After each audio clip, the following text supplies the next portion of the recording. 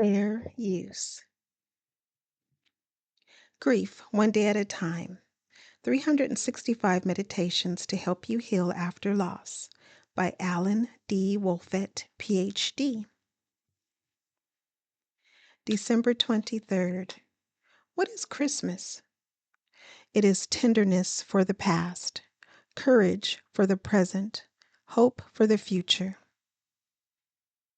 It is a fervent wish that every cup may overflow with blessings, rich and eternal, and that every path may lead to peace. A quote from Agnes M. Harrow. We are tender this Christmas. We despair at the thought of the now empty chair at our holiday table. Whether it is an actual chair or an empty space in our hearts, it is too painful a reminder that someone we love is gone forever. We may decide that leaving the chair empty is the best way to honor our grief this holiday season. Or we may decide to fill our empty chair. Maybe we could invite a friend or neighbor to our holiday gathering. Perhaps we could reach out to someone else touched by this death. Together we could acknowledge the person who is missing, while at the same time finding solace in each other's company. If we acknowledge, embrace, and express our grief this holiday, we are on the path that leads to peace. The meditation reads, Your empty chair grieves me. My Christmas heart is tender. I will remember and mourn you today.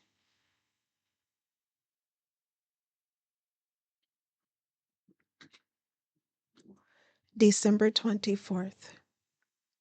Christmas is a time when you get homesick, even when you're home. A quote from Carol Nelson. When someone we love has died, the holidays can be so very painful. The heart of the holidays has been torn apart.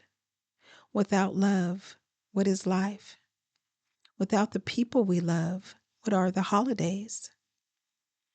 Yet the holidays also offer us the healing power of ritual. We created holiday rituals in the first place because everyday activities and normal conversation cannot capture our most profound thoughts and feelings. Rituals give them voice and shape. So we decorate our Christmas trees, light our menorahs, give gifts, hold hands, and say prayers.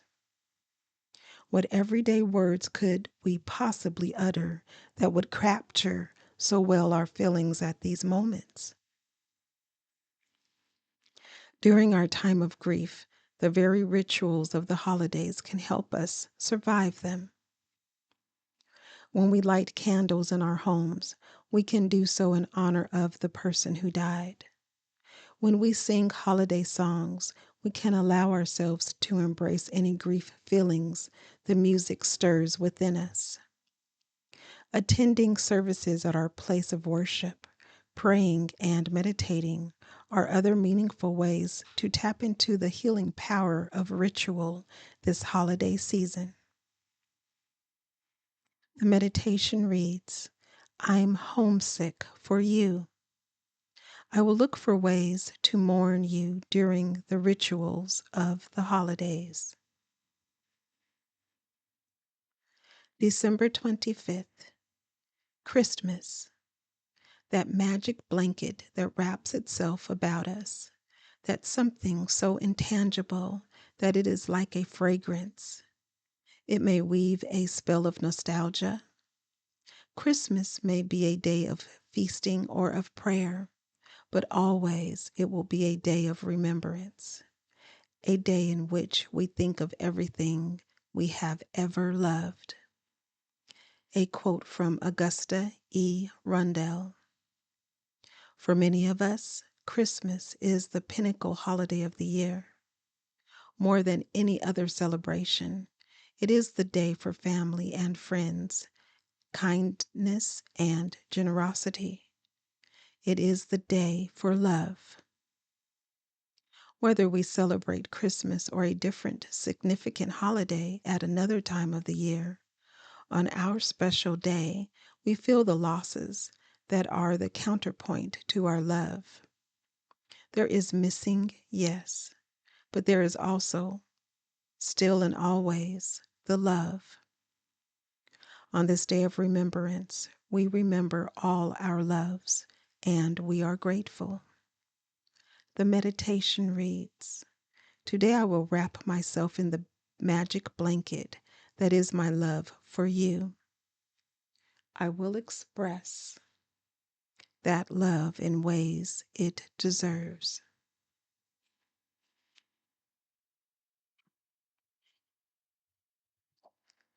December 26th. Life is a beautiful collage of priceless moments and memories, which, when pieced all together, create a unique, treasured masterpiece. A quote from Melanie M. Coloris. Our lives are not paintings that depict a certain scene or tell a single story. Instead, they are great, grand collages, pastiches of hundreds of places, thousands of memories, and millions of moments. When we are down in the weeds of our collage, they can feel messy and pointless. But when we have the opportunity and wherewithal to step back and view our collages from farther away, we see that they are masterpieces. I like to think of the people we love as the colors of our collages. Everyone we ever loved gets a color. When we stand back, we can see the sunflower yellow of this person throughout this section of our collage, and the Tiffany blue of that person in this one special corner. The stronger the attachment, the more that color shows up. The longer we live, the bigger our collages grow. But the sections we completed with the person who died, those are and will always be essential parts of our unique, treasured masterpieces. The meditation reads, "My life has been and will continue to be a beautiful collage of priceless moments and memories." December 27th. Life must be lived forwards, but it can only be understood backwards. A quote from Soren Kierkegaard.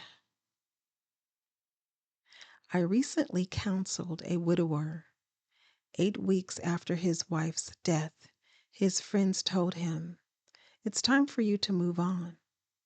He came to see me because he couldn't reconcile what he was feeling inside and his friend's advice. Needless to say, I affirmed his instinctive need to go backward before going forward. A 44-year-old woman I counseled had a similar experience, this time just 3 days.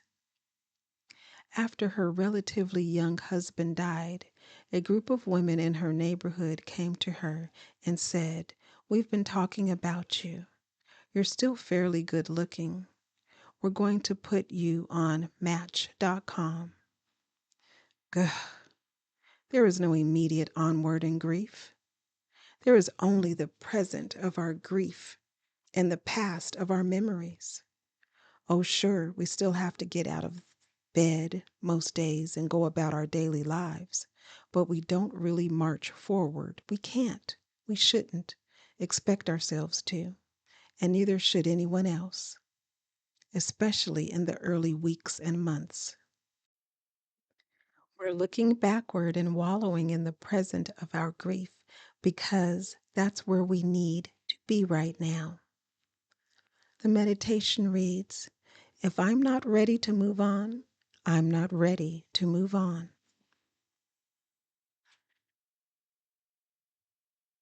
December 28th. We bereaved are not alone. We belong to the largest company in all the world, the company of those who have known suffering. A quote from Helen Keller. The winter holidays can be so hard for us grievers. They're all about getting together with the people you love and celebrating, celebrating, celebrating. But someone we love isn't here to get together with. And in the middle of an otherwise merry group, we can feel out of place and somehow even lonelier. But we bereaved are not alone. Many others are suffering too. Let's get together and talk about our grief. Instead of celebrating, let's mourn together. Today, start just one conversation with someone else you know must be silently grieving and see what happens. Defenses crumble, walls come down, mutual healing happens. If we reach out and actively mourn, the holidays can be for healing just as much as for celebrating. The meditation reads, I am not alone in my grief. I will reach out to another griever today. December 29th. The answer to the mystery of existence is the love you shared, sometimes so imperfectly, and when the loss wakes you to the deeper beauty of it, the sanctity of it, you can't get off your knees for a long time. You're driven to your knees not by the weight of the loss, but by gratitude for what preceded the loss. And the ache is always there, but one day, not the emptiness, because to nurture the emptiness, to take solace in it, is to disrespect the gift of life. A quote from Dean Koontz. Our loss has awakened us to the sanctity of the love we shared with those who died. We are driven to our knees by the pain, yes, but also by our new understanding of the significance of the relationship. It's true, we didn't really know what we had until it was gone. The ache will always be there, though it will lessen through active mourning, and the emptiness we feel, we must do our grief work so that we can find ways to fill the emptiness. This is our task now. This is our sacred responsibility. For to hang on to the emptiness instead is to die while we are alive and to disrespect the life of the person who died. The meditation reads, My loss has awakened me to the gift of love and life. Doing my grief work honors that gift.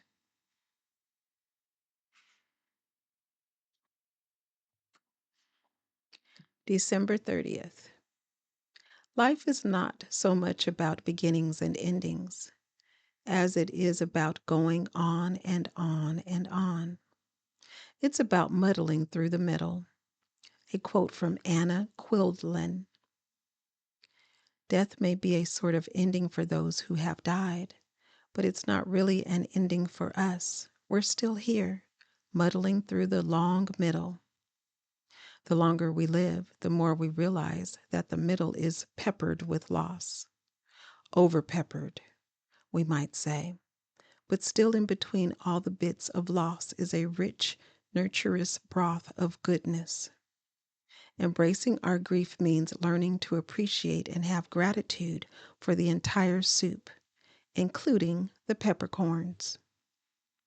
If we're lucky, our middle goes on and on and on. The more we actively mourn our significant losses, the more deeply and joyfully we will live out the middle. The meditation reads, I am learning to not only muddle through the middle, but muddle well. December 31st. Hope smiles from the threshold of the year to come, whispering, "It will be happier." A quote from Alfred Lord Tennyson. Hope is an expectation of a good that is yet to be. It is trust and faith that things can get better. When our presents and pasts are made painful by grief, thank goodness for hope. Hope is that feeling you have that the feeling you have isn't permanent. Famously said playwright Jane Kerr. In our loving relationships with the people who died, we enjoyed the present, and we also looked forward to the months and years to come. We were present, and we were also hopeful. Wasn't that a wonderful combination? We can and will regain this synergy of present and future if we commit ourselves to fully and openly mourn our losses. The meditation reads, I resolve to be both present to my grief and hopeful about the year to come.